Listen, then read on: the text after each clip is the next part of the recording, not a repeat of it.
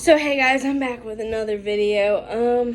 I really want to see how many stories I can get in this video because, my throat is always hurting and stuff and just being a little bit of a B word. So we'll see what I can get through today. And yeah, I don't know how long this video is going to be. I really want to try to finish this book so I can review it later on the channel. So we'll just get right into it. This is called She Was Spitting and Yowling Just Like a Cat.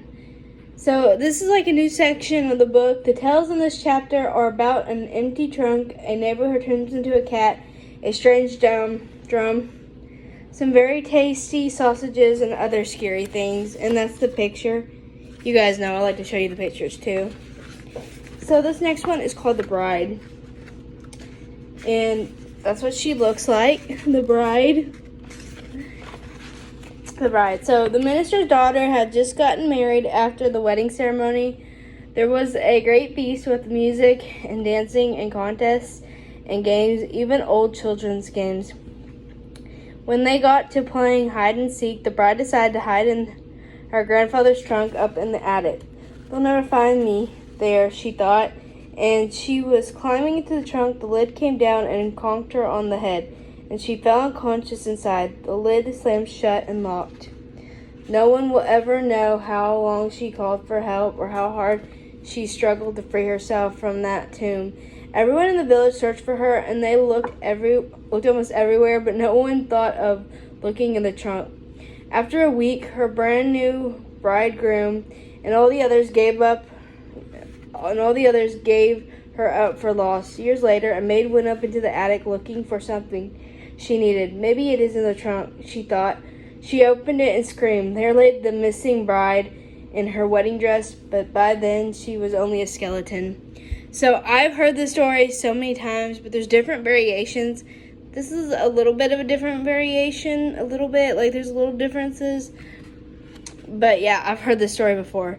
And I'm sorry I'm putting this in front of my face. I just want to read the book, so sorry if my face is not in view. This one's called Rings on Her Finger, and there's the picture. I'm still trying to get my face in there a little bit. So Rings on Her Fingers. Daisy Clark had been in a coma for more than a month. When the doctor said that she had finally died, sorry guys. She was buried on a cool summer day in a small cemetery about a mile from her home. "May she always rest in such peace," her husband said, but she didn't. Late that night, a grave robber with a shovel and a lantern began to dig her up. Since the ground was still soft, he quickly reached the coffin and got it open. His hunch was right. Daisy had been buried wearing two valuable rings, a wedding ring and a diamond, two valuable rings, a wedding ring with a diamond in it, and a ring with a ruby that glowed as if it were alive. The thief got down on his knees and reached into the coffin to get the rings. But they were stuck fast on her fingers. So he decided that the only way to get them was to cut off her fingers with a knife. But when he cut into the finger with the wedding ring, it began to bleed, and Daisy Clark began to stir. Suddenly she sat up. Terrified, the thief scrambled to his feet. He accidentally knocked over the lantern, and the light went out. He could hear Daisy come out of her grave. As she moved past him in the dark, he stood there frozen with fear, clutching the knife in his hand. When Daisy saw him, she pulled her shirt around her and asked, "Who are you?" When the grave robber heard this corpse speak, he ran. Daisy shrugged her shoulders and walked on, and never once looked back. But in his fear and confusion, the thief fled in the wrong direction. He pitched headlong into her grave, fell on the knife, and stabbed himself. While Daisy walked home, the thief bled to death. Okay, so this story reminds me of a story that I pre-filmed already, and it was like a separate story, but it also had to do with someone stealing something and then a ghost getting their revenge. Except in this case, this girl didn't die in this story right here. But the woman in that other story, she had died.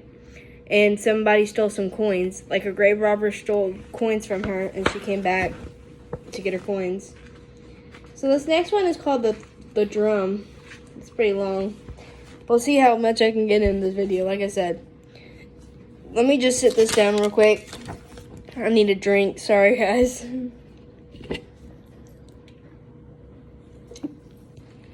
It's gonna help me with my throat. Hi, Randy.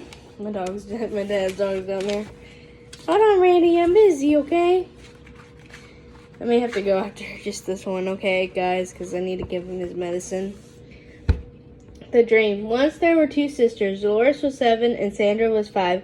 They lived in a small house in the country with their mother and their baby brother, Arthur. Their father was a seaman and was away on a long voyage. One day, Dolores and Sandra were running across a field near their house, when they met a gypsy girl playing a drum. Her family was camping in the field for a few days. As the girl played, a little mechanical man and woman came out of the drum and danced. Dolores and Sandra had never seen such a drum, and they begged the girl to give it to them. She looked at them and laughed. "I will give it to you," she said, "but only if you are really bad. Come back tomorrow and tell me how bad you were, and I will see." As soon as the two girls got home, they started shouting, which was against the rules in their house. Then they wrote all over the walls with their crayons. At supper, they spilled their food, and when it was time for bed, they wouldn't go. They did everything they could think of to upset their mother. They were really bad. Early the next morning, they hurried off to find the gypsy girl. "We were really bad yesterday," they told her. "So please, give us the drum." But when they told her what they had done, the gypsy girl laughed. Oh, you must be much worse than that if I am to give you the drum," she said. As soon as Dolores and Sandra got home, they pulled up all the flowers in the garden.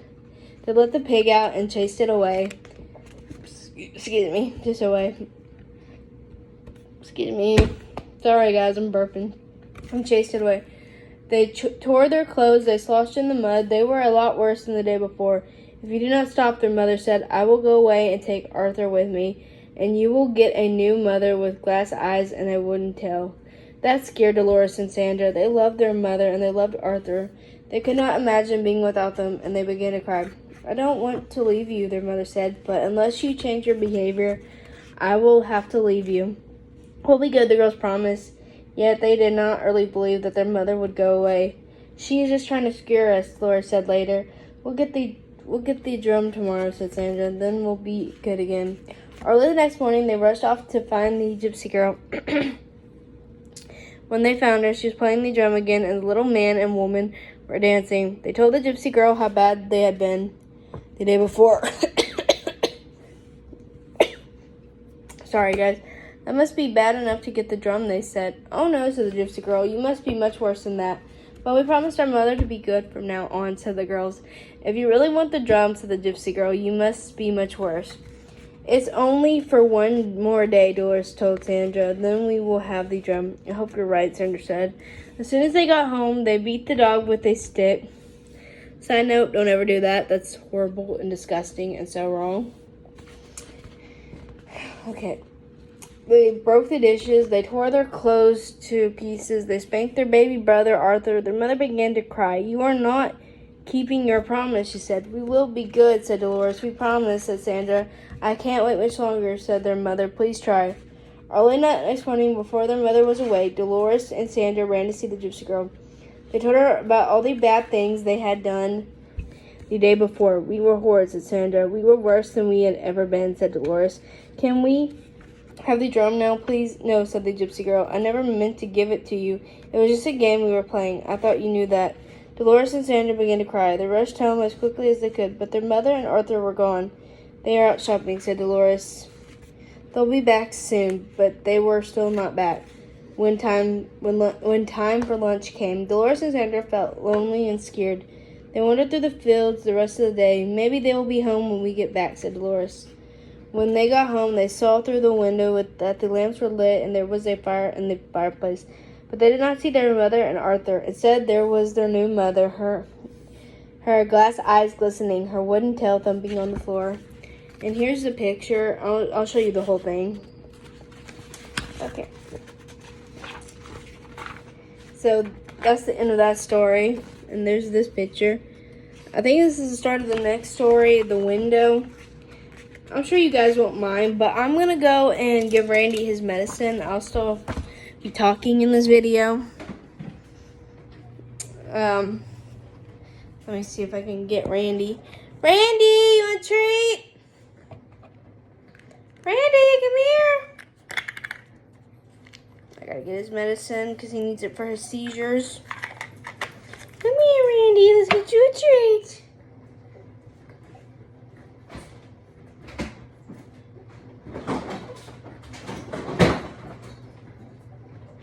What you looking at, Roxy? Our other dog is over there on the table. Or not table, but you know what I mean. Come here, Randy. Take your medicine. Be a good boy. Take that medicine. Stupid dog. I love him, but he's kind of dumb. Here. Oh, you go, please, Roxy. You go, please. Here you go. Look at you, eat it. You better eat your medicine, Randy.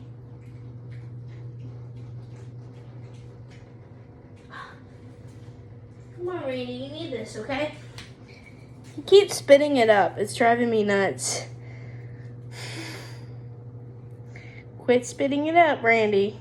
You know better than that. You know better. You gotta eat it. I know you don't like your medicine, but you gotta take it.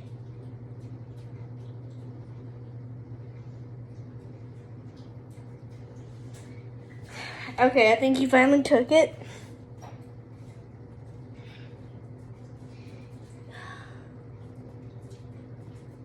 Oh, you did. Okay, there you go. Boy. You did, Ish. Steve.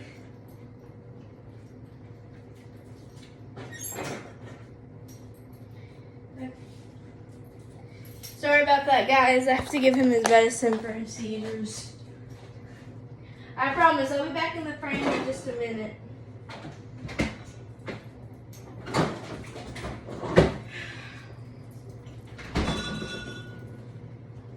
Here, boy.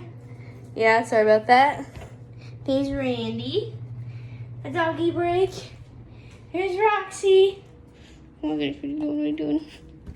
Okay, so sorry about that, guys. I needed to give him his medicine. So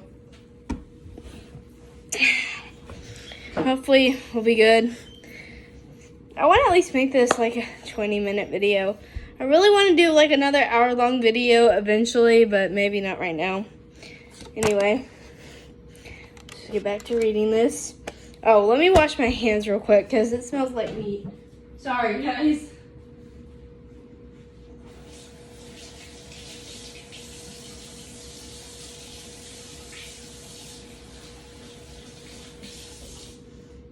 You never know, this may be an hour long because I keep taking breaks. Sorry. Sorry. I really do want to make an hour-long video, but I am kind of tired too.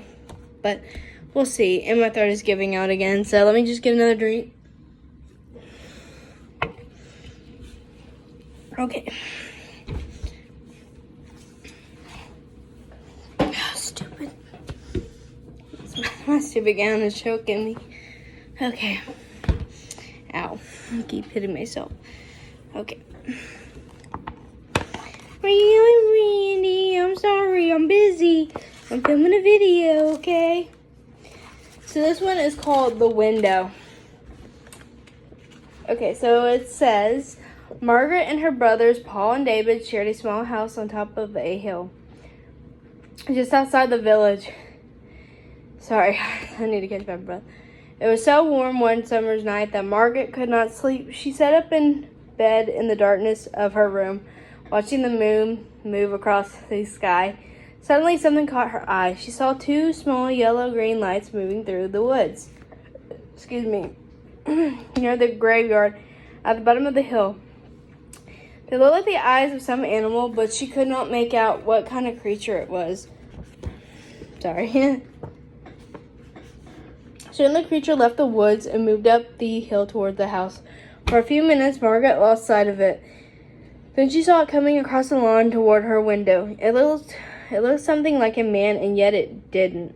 Margaret was terrified. She wanted to run from her room, but the door was next to her window. She was afraid the creature would see her and break in before she could escape. When the creature turned and moved in another direction, Margaret rushed to the door. Before she could open the door, it was back. Margaret found herself staring through the window at a shrunken face like that of a mummy. Its yellow-green eyes gleamed like a cat's eyes. She wanted to scream, but she was so frightened that she could not make a sound. The creature broke the window glass, unlocked the window, and crawled inside. Margaret tried to flee, but the creature caught her. It twisted its long, bony fingers into her hair, pulled back her head, and sank its teeth into her throat.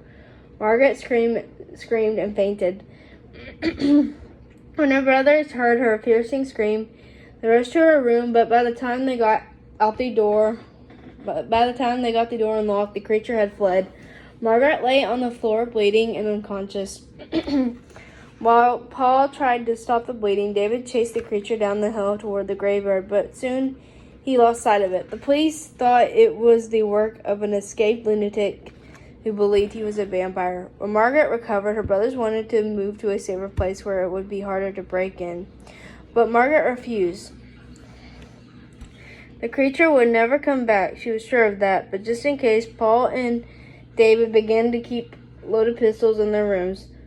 One night, months later, Margaret was awoken by a scratching sound at the window. When she opened her eyes, there was the same shrunken face staring in at her. That night, her brothers heard her cries in time.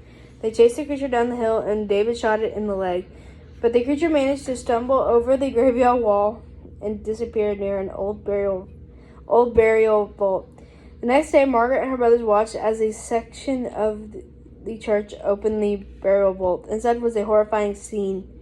Broken coffins, bones, and rotting flesh were scattered all over the floor.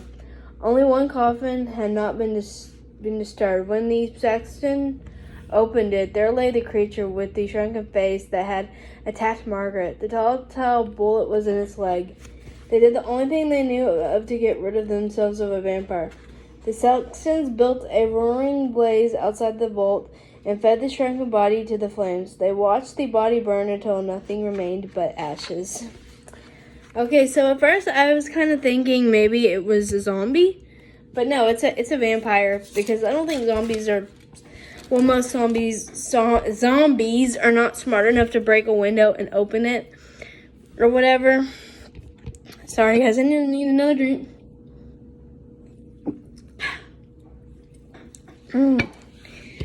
Oh, goodness. It's really hard to read some of these stories sometimes with my throat acting all crazy. So if I never get to an hour-long video on, like, reading these kind of stories, I'm sorry. I really, really am sorry.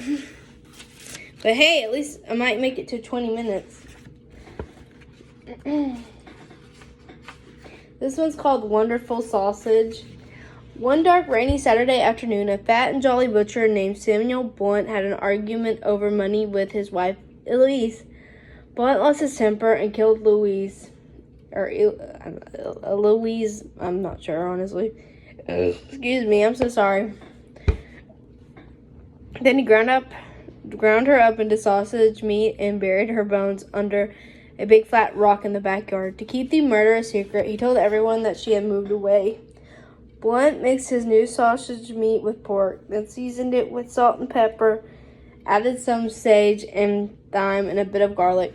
To give it a special flavor, he smoked it in his smokehouse for a while. He called it Blunt's Special Sausage. There was such a demand for this new sausage that Blunt brought the best hogs he could find and started raising his own pork. He also kept a sharp lookout for humans who might make a tasty sausage meat. One day, a nice plump schoolteacher came into his shop. Blunt grabbed her and ground her up. Another time, Blunt's dentist came by. He was a little round man, and into the grinder he went. Then one by one, the children in the neighborhood began to disappear. And so did their kittens and puppies, but no one ever dreamed that Blunt the butcher had anything to do with it. Things went on that way for years. Then one day, Blunt made a mistake. A fat boy came into the butcher shop. Blunt grabbed him and started to drag him off to the sausage grinder. But the boy broke loose and ran out of the shop. And Blunt chased after him, waving a big butcher knife. When people saw this, they realized at once what had become of all the missing children and grown-ups and kittens and puppies. An angry crowd gathered at the butcher shop. No one knows for sure just what happened to Blunt that day. Some say he was fed to his hogs. Others say he was fed to his sausage grinder, but he was never seen again, and neither was his wonderful sausage meat. And there's like a little picture down below. This reminds me of like a story that I kind of wrote like years ago. It was a few years ago. Like maybe 4 years ago, and it was called The Dairy Queen, and I talked about like a fat kid and he got murdered or something. I really don't remember. I need to find that story again. It's on my channel somewhere, so if you want to find it, it's on the channel. Some of these are shorter now, so I might be able to like fit more into the video. So we'll see. The cat's paw. And there's a cat. Creature thing, I don't know. A cat's paw. Somebody was stealing the meat Jed Smith kept in his smokehouse. Every day a ham or some bacon or something else was missing. Finally, Jed decided he had to put a stop to it. One night he hid in the smokehouse with his rifle and waited for the thief. He didn't have to wait long, for soon a black she-cat slunk in. She was the biggest cat Jed had ever seen. When she jumped up and pulled down a ham hanging from the ceiling, Jed grabbed his rifle and turned on the lights. But instead of running away, the cat jumped at him. He fired and shot one of her paws. Jed was sure he heard a woman scream right after his gun went off. The cat began tearing around the room, spitting and yowling. Then she ran up the chimney and was gone. Jed stared at the cat's paw, only it wasn't a cat's paw anymore. A woman's foot lay wiggling on the floor, all shot up and bloody. So it's a witch that's been doing it, he told himself. Just then, one of Jed's neighbors, a fellow named Burdick, came racing down the road to get a doctor. His wife's foot had been shot in an accident, he told Jed. She's bleeding pretty bad, he said. The doctor got to her barely in time. People who were there when it happened said that she was spitting and yelling just like a cat. I'm sorry, I've been forgetting to like comment on these, but some of these are really crazy. Like some of the ones I've read, they were like stuff I've heard before. Hey, you never know. I might make it to like an hour long video. You never know. I managed to do it in that rambling video, and then when I was reading like scary stories for Halloween, I managed to do it. So I'm gonna try to do it. This one's called The Voice. And there's that. Okay. Ellen had just fallen asleep when she heard a strange voice. "Ellen," it whispered, "I am coming up the stairs. I am on the first step. Now I'm on the second step." Ellen got scared and called her parents, but they didn't hear her, and they didn't come. Then the voice whispered, "Ellen, I'm on the top step. Now I'm in the hall. Now I'm outside your room." And then it whispered, "I'm standing right next to your bed." And then, "I've got you." Ellen screamed, and the voice stopped. Her father rushed into the room and turned on the light. "Somebody is in here," Ellen said. They looked and looked. Nobody was there. That reminds me of that scary story about, what was it? The doll or whatever, like a haunted doll or something. So, yeah. I'm sorry, guys. My friends are texting and I need to answer, so I guess I'm going to end the video here. Eventually, I will make an hour-long video just reading, like, scary stories from these books and stuff. So, I'm going to go. I'll see you in the next one. Bye.